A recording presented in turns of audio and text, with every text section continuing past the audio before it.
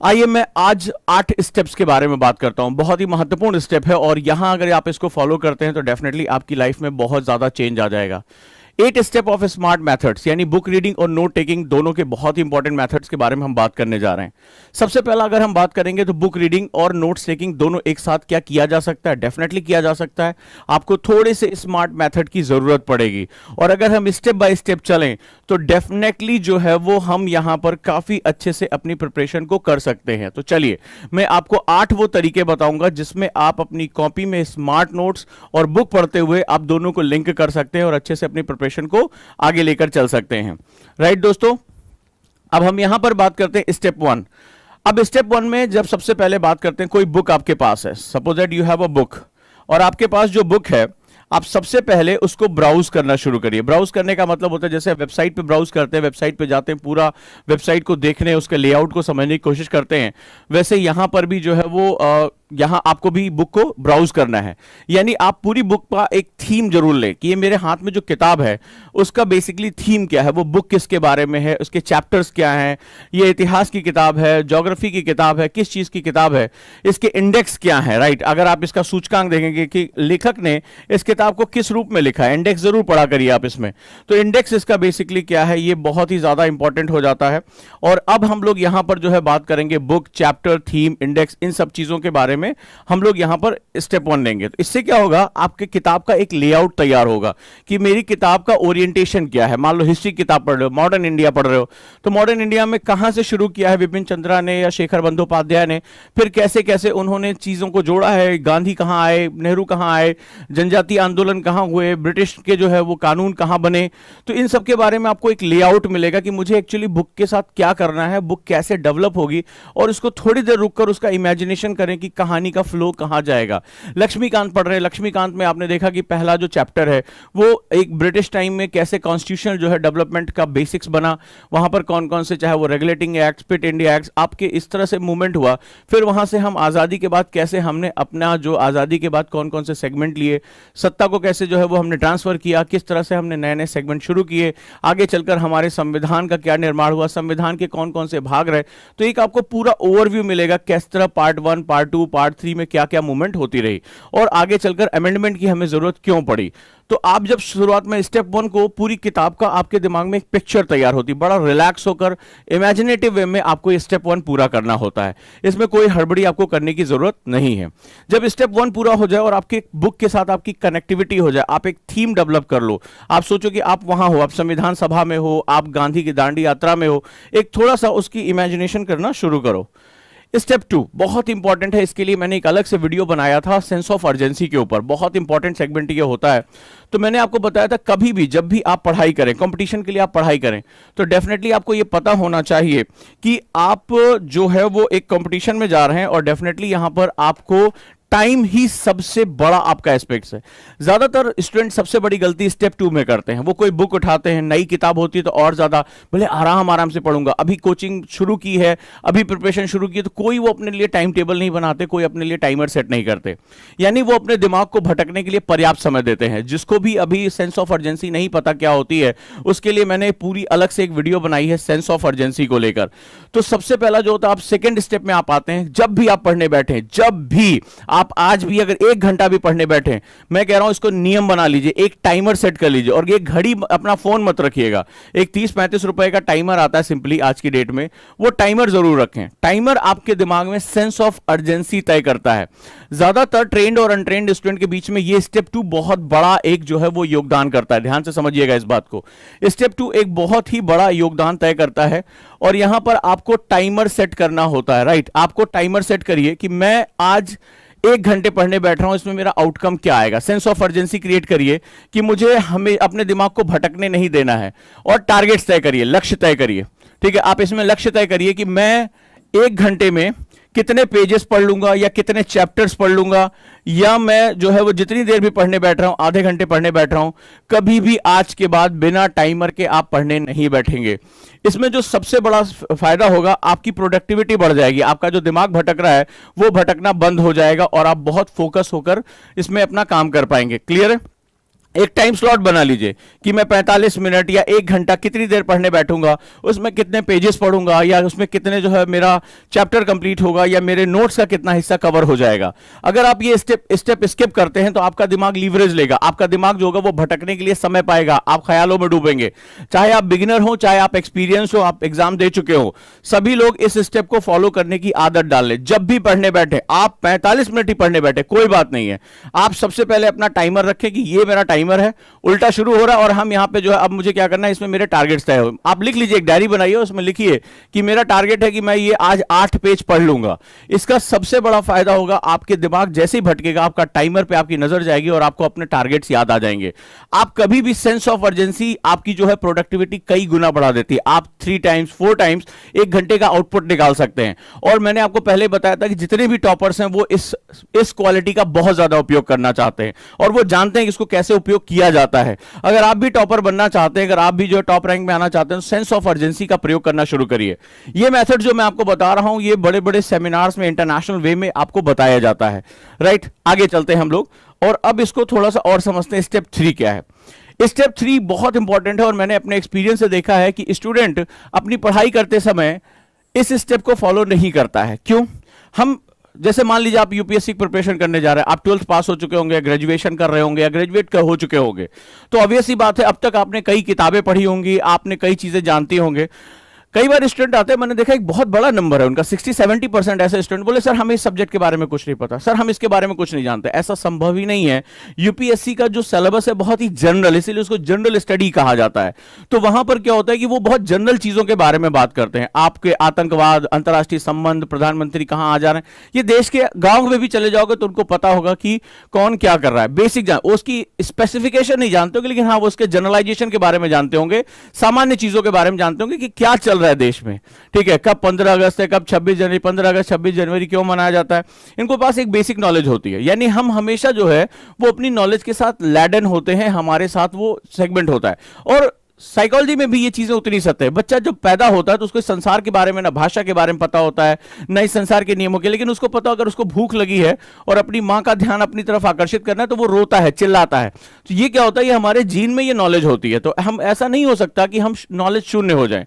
तो जब भी आप अपना पढ़ने बैठो तो अपने एग्जिस्टिंग नॉलेज, यानी आपके पास जो अभी है, थोड़ी बहुत ही जानकारी है, कोई बात नहीं है, मोस्टली आप देखेंगे 80-90% चीजों में आपके पास बेसिक नॉलेज होती ही है, उसका आप प्रयोग करना शुरू करें। यानी अभी आप इसके बारे में अभी तक आप क्या जानते हैं, क्या चीज समझते हैं, डेफिनेटली आप इसके बारे में जानते हैं। कोई भी ऐसा सब्जेक्ट नहीं होगा, वो बहुत कोई छोटा मोटा बात हो, स्पेसिफिक हो, जैसे मान लो कि मनी, बैंकिंग, ठीक है, तो मुद्रा के बारे में, भाई पैसा आपने इस्तेमाल किया, पैसे से हम चीजें खरीदते हैं, ठीक है, पैसे से हम जितने रुपए की चीज चाहते हैं उतनी हमें मिल जाती है, सबसे आसान रूप से परिवर्तित हो जाता है। भाई आप टॉफी खरीदने गए, आपने बचपन में ही जो बोला 2 रुपए ले लो, टॉफी दे दो, तुरंत वो क्या हो गया, एक्सचेंज हो गया।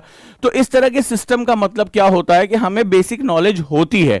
हम क्या होता है कि आप कहेंगे सर इसकी हमें जरूरत क्या है, इसकी जरूरत की वजह से हम हुकिंग करते हैं, this is known as hooking. मैंने हमेशा आपको बताया, जैसे कांटा, मछली जब होती है वो हमेशा कांटे में फंसती है। आप सोचो आबरा का डाबरा करो और मछली बाहर आ जाएगी, ऐसा नहीं होता, ठीक है, रियल वर्ल्ड में। तो यहां क्या होता है, मैंने हमेशा बताया कि अगर मुझे अपनी ये टी शर्ट टांगनी है तो मुझे हुक की जरूरत पड़ेगी, मैं हवा में टांगूंगा नीचे गिर जाएगी। तो आपको आगे अगर अपनी पढ़ाई करनी है और आप बुक पढ़ते समय नोट्स बनाना चाहते हैं तो आपको हुक करना सीखना पड़ेगा, यानी पुरानी खूंटी में आपको नई इंफॉर्मेशन टांगनी पड़ेगी। तो यहां पर क्या होता है, जो आपके पास इंफॉर्मेशन अभी तक है, ठीक है, उससे अगर आपने उसको पेज पे, अपने विचारों को पेज पे ले आ दिया तो अब आप नई इंफॉर्मेशन को उसके साथ आसानी से अटैच कर पाएंगे। अगर वो चीज, इसका साइकोलॉजिकल आपको जो है एनएलपी का इसका मतलब पता होना चाहिए क्यों ऐसा होता है। अगर वो मेरे दिमाग में, याद रखिएगा, अगर वो मेरे दिमाग में पहले से है, इसका मतलब उसने स्थायी रूप बना लिया, वो मेरी परमानेंट मेमोरी का हिस्सा है कि सालों से वो मुझे याद है, मेरे स्कूल में मेरे टीचर ने कुछ कहा था, उसके साथ कोई फनी चीज जुड़ी हुई है, कोई ऐसी चीज जो मेरी यादों में है, तो वो क्या है, वो मेरे दिमाग का स्थायी हिस्सा है। तो स्थायी का मतलब ये कील बड़ी मजबूत है, ठीक है। अब इस पर मैं कोई इंफॉर्मेशन टांगूंगा तो वो टंग जाएगी। हमारे स्टूडेंट ज्यादातर इंडिया में क्या होता है, एजुकेशन सिस्टम का एनएलपी सेगमेंट नहीं बताया जाता है, वो बताया जाता है किताब है, पढ़ लो, डिग्री है, नौकरी पा जाओगे, बस यही 4 स्टेप हमारे यहां है। लेकिन पढ़ने का, एजुकेशन का पर्पस क्या है, हम अपने दिमाग दिमाग को कैसे इनहेंस कर सकते हैं। आज हम यूट्यूब पे वीडियो देख रहे हैं कि तमाम जो है वो जितने भी मिलियनेयर्स हैं, जितने भी बड़े बड़े सफल लोग हैं, उनके अंदर पढ़ने की बड़ी अच्छी क्षमता होती है। चाहे वो बिल गेट्स हो, वॉरेन बफेट हो, एलन मस्क हो, या जो है टिम कुक हो, ये सभी बहुत अच्छी रीडिंग करते हैं। लेकिन सवाल है कि रीडिंग करने का मैथोलॉजी क्या है, हम कैसे किताबें पढ़ सकते हैं और ज्यादा से ज्यादा उसका आउटकम निकाल सकते हैं। तो आपको क्या करना है, जितनी भी आपके पास एग्जिस्टिंग इंफॉर्मेशन है उसको लेकर आइए और उसकी थॉट मैपिंग कर लीजिए। थॉट मैपिंग का मतलब होता है कि आपने जो विचार आपके दिमाग में चल रहे हैं उसको एक कागज पर लिख लीजिए। ठीक है, यानी आप बेसिक, मान लीजिए मैं अर्थ पढ़ाने जा रहा हूं, मैं ज्योग्राफी पढ़ा रहा हूं, पृथ्वी। तो पृथ्वी के बारे में आप कहेंगे साहब हम तो कुछ नहीं जानते। अरे तुम दूसरे गोला से आए हो क्या? दूसरे गोला से आने वाले को ही पता था कि भाई पृथ्वी ये हमारा निवास है, ठीक है, ये हमारा हैबिटेट है, हम यहीं रहते हैं। कि तुम दूसरे ग्रह के प्राणी हो, ठीक है, देख लो भाई, चेक करा लो, लोग उठा ले जाएंगे तुम्हें एलियन अगर हो गए तो ये तुम्हारा निवास है पृथ्वी। ये इसकी जो ये स्तर है, ये क्या है? रॉक। हम चट्टाने देखते हैं कि यहां पर चट्टाने हैं, मिट्टी है, सॉइल है, ठीक है। हमें यहां पर जो है तमाम तरह की स्थलाकृतियां, लैंड फॉर्म्स दिखाई पड़ते हैं, ठीक है, हमें लैंड फॉर्म्स दिखाई पड़ते हैं। ऐसे बहुत से ज्यादा हमें स्थलारूप दिखाई पड़ते हैं, लैंड फॉर्म्स दिखाई पड़ते हैं। हमें जो है वो ये चट्टाने कड़ी हैं, ये हमारा बेस है, लिथोस्फीयर है। तो आपको जितनी बेसिक नॉलेज है, हमने समुद्र देखा है, हमने जो है वो पर्वत, पठार, मैदान, झीलें, ये सब क्या है? ये हमारी पृथ्वी के एक इंपॉर्टेंट भूभाग है। ज्वालामुखी, भूकंप। तो जो आपके पास एग्जिस्टिंग नॉलेज है उसको आप क्या करिए, एक पेपर पे लिख दीजिए, ठीक है, या एक कॉपी के एक हिस्से में लिख दीजिए। इससे आपको पता चल जाएगा एग्जिस्टिंग क्या है। जब आप इसको आगे पढ़ेंगे तो इसके साथ हुक करने में आपको बहुत आसानी होगी, याद रखिएगा। नेक्स्ट आ जाते हैं, स्टेप 4, चौथा, बहुत ही इंपॉर्टेंट है, और वो होता है ऑब्जेक्टिव, यानी इसका उद्देश्य तय करना। ये उद्देश्य जो है वो बताता है कि हमें इस बुक के साथ या इस पीस ऑफ पेपर के साथ क्या करना है। ऑब्जेक्टिव याद रखिएगा, स्टेप 5 में बहुत ही महत्वपूर्ण है ऑब्जेक्टिव, राइट। आप इससे क्या सीखना चाह रहे हैं, बहुत है। हम में से ज्यादातर स्टूडेंट जब कोई बुक उठाते हैं तो उसके साथ अपनी कनेक्टिविटी तय नहीं करते। देखो हम क्या है, आपको एक समझना पड़ेगा। एनएलपी एक चीज कहती है, आज ये मैं रिसर्च पढ़ रहा था, आज के समय में लोग डिजिटल तरीके से मोबाइल पर, टैबलेट पे पढ़ रहे हैं, लेकिन अभी भी बुक्स पढ़ने का जो तरीका है वो सबसे ज्यादा इंपॉर्टेंट माना जाता है। क्योंकि माना जाता है मनुष्य अपने सभी अनुभवों से सीखता है, अपने सभी जो रंध्र हैं उनसे सीखता है। जैसे हम पेपर की स्मेल लेते हैं, उसके टच को महसूस करते हैं, किताबें हमारे हाथ में होती तो एक अलग तरह की फीलिंग आती है। आज के समय में लगातार इस पर बहुत शोध चल रहा है, बहुत ज्यादा रिसर्च चल रही है। तो सवाल यही है यहां पर कि बेसिकली ऑब्जेक्टिव क्या चीज होती है। ऑब्जेक्टिव बेसिकली हमें हमारी बुक से इमोशनली जोड़ती है, हमें हमारे उद्देश्य के बारे में बताती है। और आपको यह पता है कि मनुष्य एक इमोशनल प्राणी है, और अगर उसके इमोशंस उसके साथ इन्वॉल्व हो जाते हैं तो ऑब्वियस सी बात है कि वो उसमें अपनी रुचि लेना शुरू कर देता है। ये बात याद रखिएगा, वो अपना इंटरेस्ट लेता है। इमोशंस इंटरेस्ट को जन्म देते हैं, और इंटरेस्ट किसी चीज के जो डिस्कवरी है, किसी चीज के गोल्स, किसी चीज में गहराई तक जाना, उसको तय करता है। आप ये देखिएगा, संसार का नियम है, जब हम किसी रिलेशनशिप में इंटरेस्ट लेते हैं, ठीक है, तो वहां पर हमारे इमोशंस जुड़ते हैं। अब वहां पर क्या होता है कि हम उस रिलेशनशिप की गहराई में लोग एक दूसरे के लिए जान दे देते हैं। कोई एक सैनिक अपने देश के लिए प्राण दे देता है, क्यों दे देता है?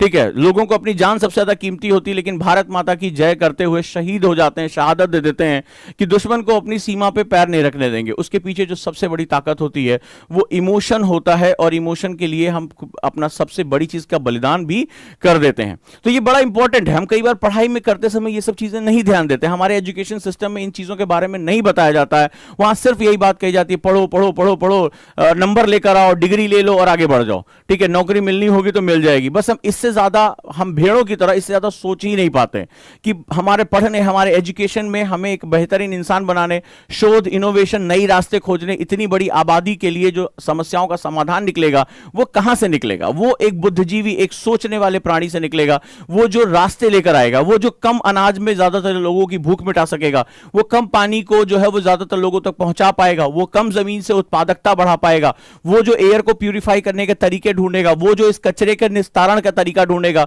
उसका साइंटिफिक तरीका ढूंढेगा। नहीं तो कचरा तो हर देश का हर व्यक्ति पैदा कर रहा है, और एक दिन इसी कचरे के नीचे, इसी कचरे के साथ मर जाएगा।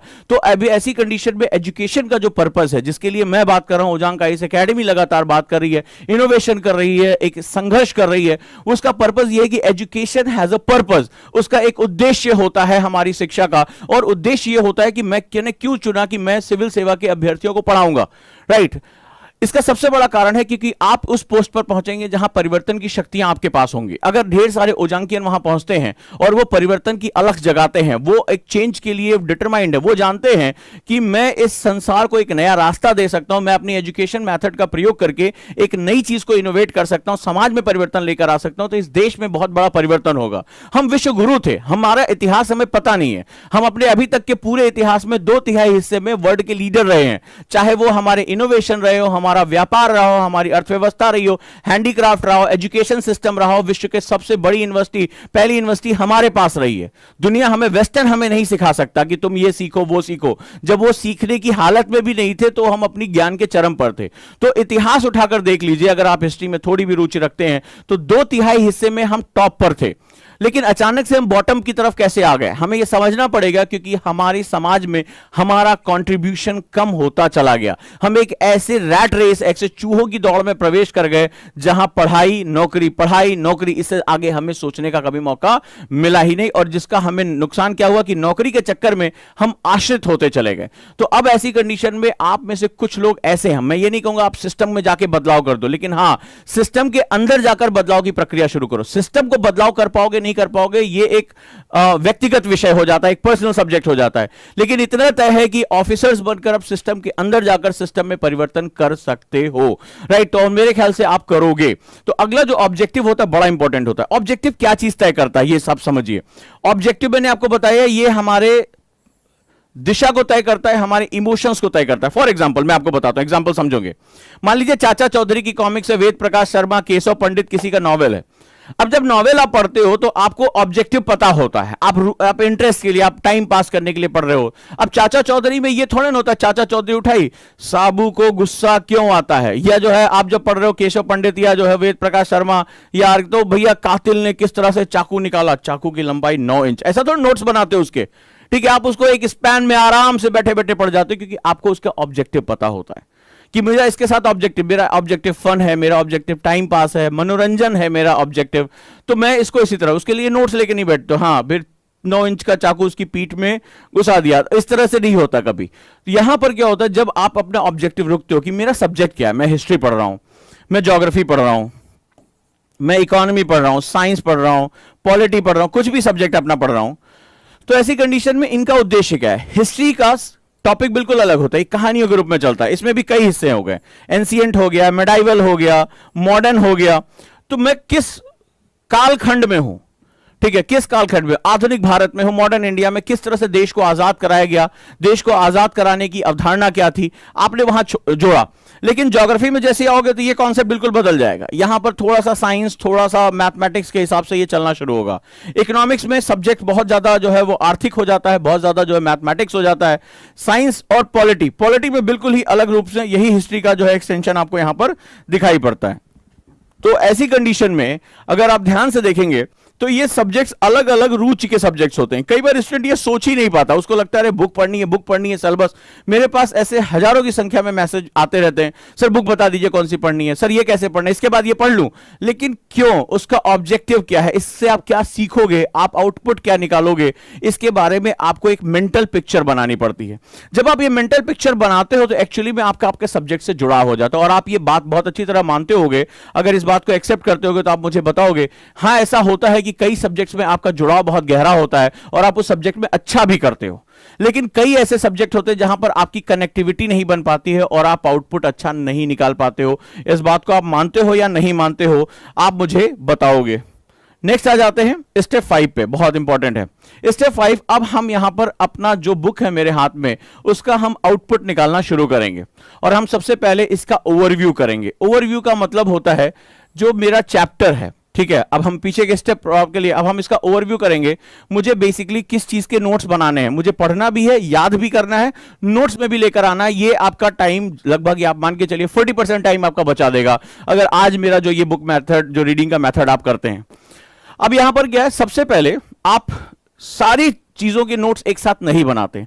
कोशिश करिएगा पेंसिल रखिएगा, व्हाइट पेपर रखिएगा, मेरी जो आपको मैं बात कर रहा हूं, और कॉपी को हॉरिजेंटल रखिएगा, यानी कि जो है वो लैंडस्केप मोड में रखिएगा, ठीक है। इससे आपको बहुत फायदे होंगे, मैं आपको बताऊंगा। जनरली हम लोग गलती क्या करते हैं, हम गलती ये करते हैं कि हम सारी चीजों को एक साथ पढ़ते हैं, ज्यादातर बच्चे उसको अंडरलाइन करते रहते हैं, हाईलाइट करते रहते हैं, फिर उसको कॉपी में लिख लेते हैं। ऐसा एक्चुअली में नहीं होता है। मैंने इससे पहले के जो 2 मेथड बताए थे उनको मैं अब इसके साथ मर्ज कर रहा हूं, यानी कि आप पढ़ने, ओवरव्यू करने, वापस आने और उसके अपने नोट्स को इंक्रीज करने का आपको एक तरीका मैं आपको बताने जा रहा हूं। क्या होता है कि हमारे दिमाग की एक खास गुण होता है, ये प्लस माइनस 2 इंफॉर्मेशंस को अपने साथ ग्रैब करता है, 2, 4, इससे ज्यादा 6, 7, इससे ज्यादा ये जो है वो इंफॉर्मेशन को ग्रैब नहीं करता है। ठीक है, ये क्या होता है, ज्यादा आप इंफॉर्मेशन एक साथ में, आप लोगों ने देखा होगा हम फोन नंबर किसी को कैसे बताते हैं, हम कहते हैं 82858940 या 3 डिजिट बोलते हैं, या हम एक साथ बोलते चला ऐसे हम 10 नंबर नहीं बोलते ना, हम क्या बोलते हैं, हम आप कभी भी किसी को भी नंबर बताए, बोले हाँ नंबर बोलो अपना, तो हम क्या करते हैं, मान लो 87507, अब 2 या 3, तो यहां पर क्या होता है, अधिक से अधिक हम इतना ही जो है उसको ले पाते हैं, तो हम कैसे बोलते हैं 8750711122, इस तरह से 3232 के कॉम्बिनेशन में हम इस तरह से नंबर बताते हैं।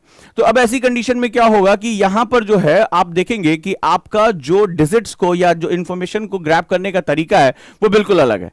यहां पर अब मैं आपको बताने जा रहा हूं कि इंफॉर्मेशंस को कैसे टुकड़े टुकड़े में निकालकर अपने नोट्स को कंप्लीट कर लेना है।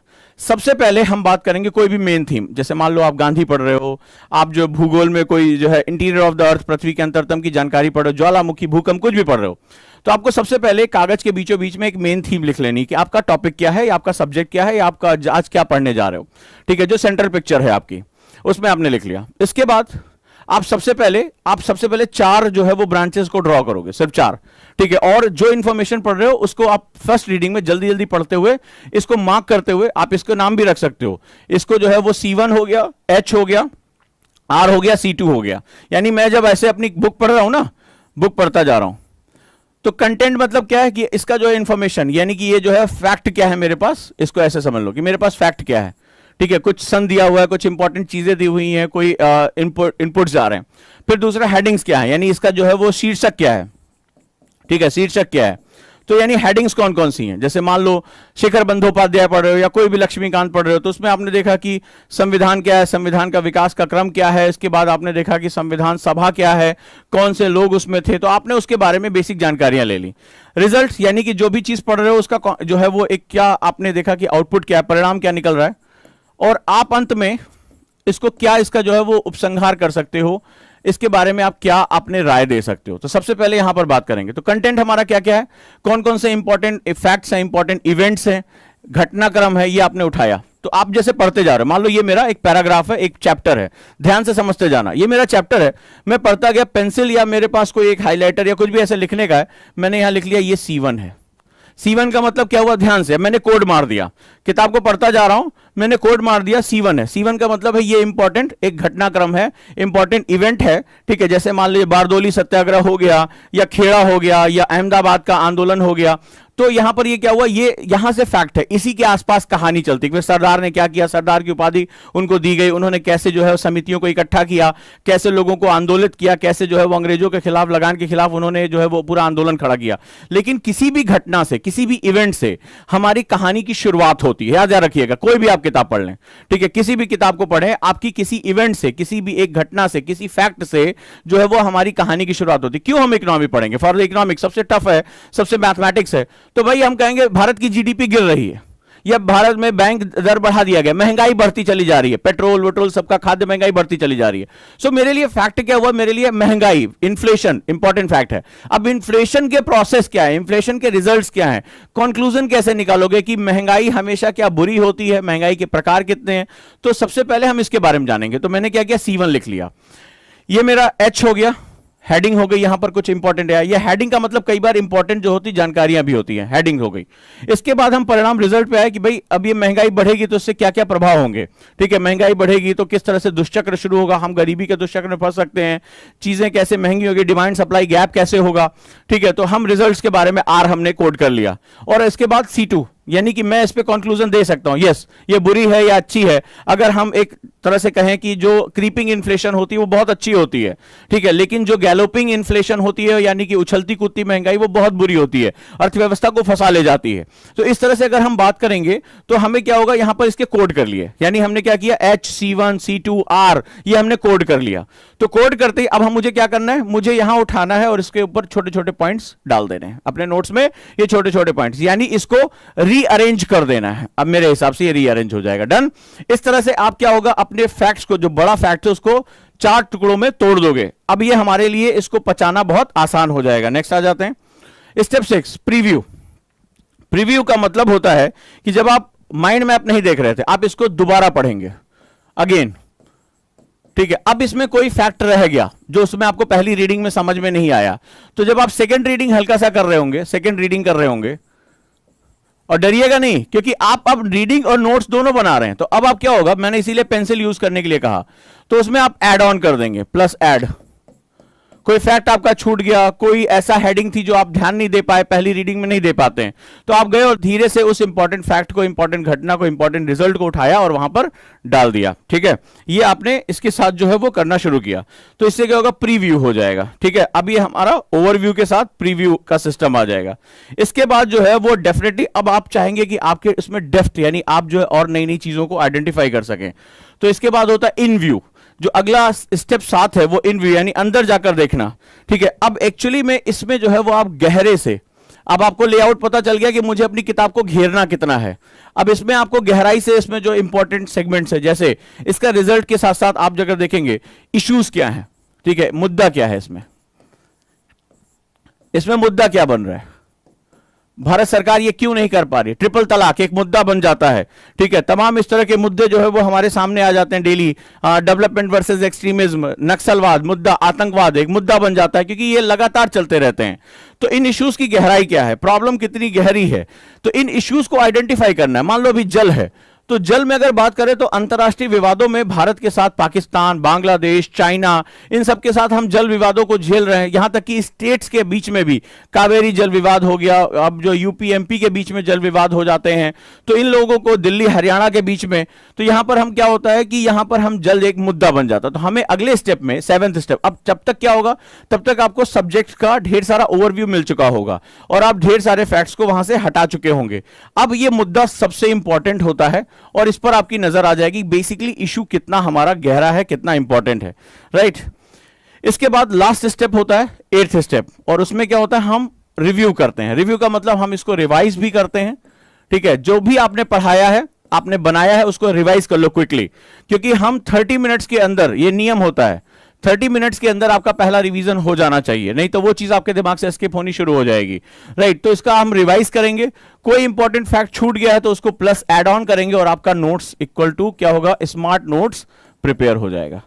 करके देखिए, ये अपने आप में बहुत ही इंपॉर्टेंट, बहुत ही मैजिकल मेथड, और इस तरह से आप पूरी किताब को जो है वो आप कर पाएंगे। पहली रीडिंग में कभी भी जो डिफिकल्ट एरिया, जो इश्यूज है, वो आपको समझ में नहीं आएंगे। जब आप 7वें स्टेप में पहुंचेंगे तब आपको वो डिफिकल्ट इश्यूज आपके साथ आने शुरू हो जाएंगे। आप एक चैप्टर को 2 दिन में, अब आप क्या होगा, आप बुक भी पढ़ रहे हैं, नोट्स भी आप बना रहे हो, और पूरी तरह से उसके अंदर के सेगमेंट्स को आप डिस्ट्रॉय भी कर रहे हो, उसको तोड़कर अपने नोट्स में उसको लेकर आ रहे हैं, और उसी के उसी दिन आप नोट्स को रिवाइज भी कर ले रहे हैं, उसी दिन उसको दोहरा भी ले रहे हैं, और इससे आपका जो सेगमेंट है वो बहुत ज्यादा रिच होता चला जाएगा। क्योंकि ज्यादातर स्टूडेंट रिवीजन को अपने टाइम टेबल में इन्वॉल्व नहीं करते और इसी वजह से उनको बहुत बड़ा नुकसान हो जाता है। तो यहां पर भी क्या करना है, उसको रिवाइज करते चलना है, डन। तो इस तरह से अगर आप पढ़ाई करते हैं दोस्तों, तो आपकी बुक और आपके नोट्स दोनों एक साथ चलेंगे। यानी मैंने अब आपको बुक पढ़कर नोट्स बनाने का जो आपका टाइम वेस्ट हो रहा, वो मैंने आपका पूरा बचा दिया। अंतरराष्ट्रीय तरीकों में इसका बहुत ज्यादा प्रयोग किया जाता है, राइट। और ये कोई मोटिवेशन नहीं है। कई बार लोग कहते हैं आप मोटिवेट अच्छा करते हैं, क्योंकि हमारे हिंदुस्तान में क्या होता है कि छोटी छोटी चीजों पे बहुत हम ज्यादा गहरा रिसर्च नहीं करते हैं, और हमारे यहाँ छोटे छोटे वर्ड्स को, जैसे अभी मोटिवेशन हो गया, मोटिवेशन का मतलब होता है कि मैंने तुम्हें किसी कहानी बना दी, किसी की प्रेरणा दे दी और तुमसे बड़ी बड़ी बातें करके निकल गया। This is NLP, this is a pure science, this is pure practice, this is pure psychology. ये एनएलपी है, न्यूरो लिंग्विस्टिक प्रोग्रामिंग है। मैंने आपको मेथड्स बताए हैं। फिलॉसफी मोटिवेशन दर्शन है, फिलॉसफी है। मैं उसमें तुम्हें बताऊंगा तुम्हारे अंदर बड़ी क्षमताएं हैं, तुम ये कर सकते हो, तुम वो कर सकते हो, नहीं। मैं एनएलपी है, कई बच्चों ने कहा कि आप मोटिवेट करते हैं, गलत है ये बात। मोटिवेशन थोड़े समय के लिए होता है, but if you are not aware about the methods, कैसे करना है। मैंने कहा बेटा तुम्हें बुक पढ़नी चाहिए, बुक तुम्हारे जीवन का अच्छा हिस्सा। हाँ बोलो, सही समझ कर रहे हो, अच्छा कह रहे हो, बुक पढ़नी चाहिए, बुक पढ़ने से ही मैं जो है टॉपर बनूंगा, मुझे नोट्स बनाना चाहिए, स्मार्ट नोट में, बहुत अच्छी बात कर रहे हो, मैंने तुम्हें बढ़िया सा जो खूब धुआंधार लेक्चर दिया। But how to read a book, What is the method of reading a book and what is the best method for me? मेरे लिए सबसे अच्छा मेथड क्या है? This is known as NLP. इसको न्यूरो लिंग्विस्टिक प्रोग्रामिंग कहते हैं। लेकिन कई स्टूडेंट होते हैं, वो मुंह उठाया बोल दिया, अरे आप मोटिवेट करते हैं फलाना। This is not motivation, this is the core science, core practice, core psychology है। आपके दिमाग को समझ, 3 मेथड अभी तक बुक पढ़ने की बता चुका हूं।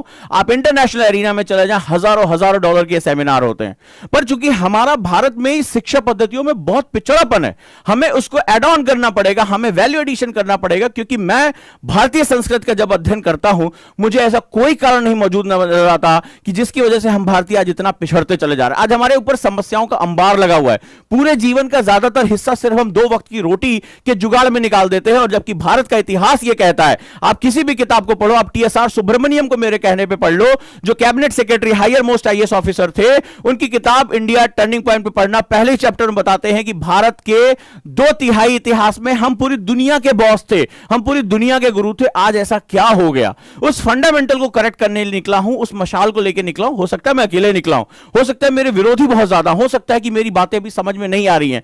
परावर्तन, नया वर्तन, नववर्तन जिसे हम लोग कहते हैं, इनोवेशन, नई चीजों, वो इतनी जल्दी हमें एक्सेप्ट नहीं होता। अगर एक्सेप्ट कर लेते तो कल सुप्रीम कोर्ट को क्यों बोलना पड़ता कि एक कोई भी अपने मन से विवाह कर रहा है तो उसकी तुम हत्या नहीं कर सकते, बोला ना कल सुप्रीम कोर्ट ने। तो ये परिवर्तन हमारे समाज का एक नियम होना चाहिए, लेकिन हम परिवर्तन को उतनी तेजी से स्वीकार नहीं कर पा रहे हैं। ये आपको मेरे साथ चलना पड़ेगा। कल एक स्टूडेंट ने कहा कि आप मोटिवेट कर रहे हैं, दिस इज नॉट मोटिवेशन। मैंने तुम्हें 8 स्टेप बताए हैं दोस्त, 8 स्टेप बताए हैं। मैंने तुम्हें इसका साइकोलॉजिकल साइंटिफिक वे बताया, आप करके देखिए। ये रही मेरी कॉपी, ये रही मेरी डायरी, और मैं अब खुद करके देखता हूं। तब मैं, जैसे कलरफुल आप नोट्स देख रहे हैं, ये डायरी बहुत कम लोगों को देखने को मिली है, मेरी पर्सनल डायरी है, और मैं इस पे जो है वो क्या करता हूं, मैं इस पे राइटिंग करता हूं। मैं कलर्स का यूज कर रहा हूं, आप देखिए अलग अलग कलर्स पे मैंने बनाया है, पेंसिल से बनाया है, पेंसिल कलर का यूज किया है। ये मेरी डायरी है, right? This is the thing जिसको मैं खुद करता हूं। जब मैं खुद करता हूं, मुझे उसके फायदे दिखाई पड़ते हैं, तो मैं अगले आदमी को बताता हूं। NLP is all about practising the things, practising the innovation. नवाचार की प्रैक्टिस करना ही एनएलपी है।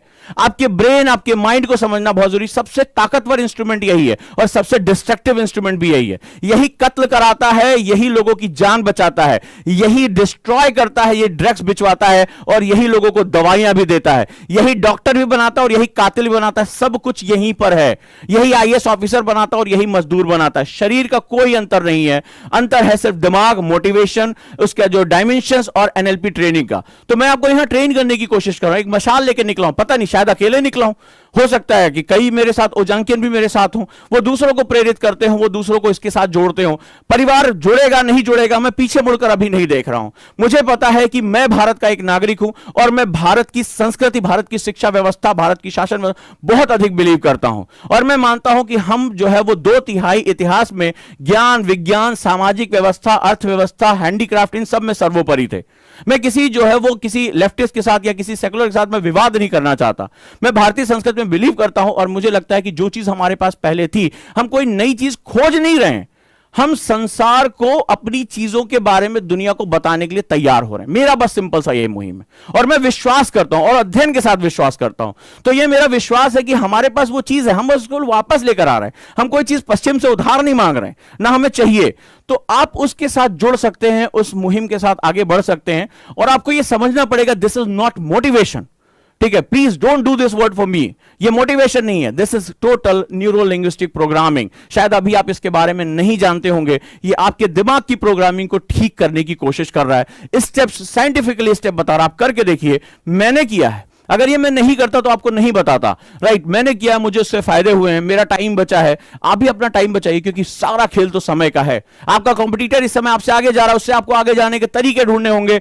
एग्जाम आपका है, रिजल्ट आपका है, जिंदगी आपकी, आप जहां भी रहेंगे आप सक्सेस होंगे। मैं उम्मीद करता हूं आज मैसेज आपको बहुत ही क्लियर हो गया होगा दोस्तों।